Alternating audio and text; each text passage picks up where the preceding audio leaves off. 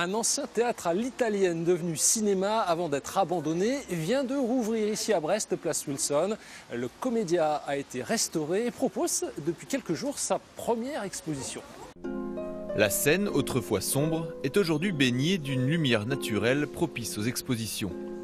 Les fauteuils d'orchestre ont laissé la place au Cimaises où l'on présente l'étoile.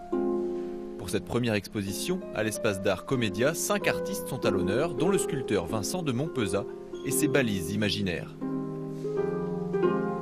C'est une chance énorme, parce que c'est un lieu emblématique brestois, un des lieux les plus beaux certainement de Brest.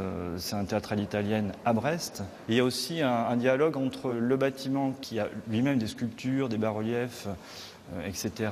et les sculptures ou les œuvres d'art. Il y a un dialogue, il y a quelque chose qui se passe.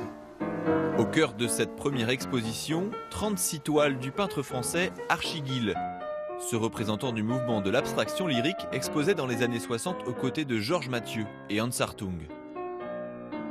C'est un artiste abstrait d'après-guerre, sur des mouvements considérés comme contemporains. Et le lieu en lui-même est un théâtre plutôt art déco, un théâtre construit mine de rien dans son architecture selon les normes classiques, voire antiques. Et ce contraste-là va permettre de dynamiser l'ensemble du lieu, à la fois l'architecture et la peinture.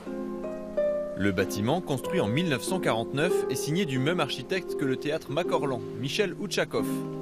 C'est son confrère brestois Pierre-Henri Argoire qui a eu la responsabilité de le transformer en respectant au maximum l'esprit des lieux où de nombreux Brestois se souviennent être venus au théâtre ou au cinéma.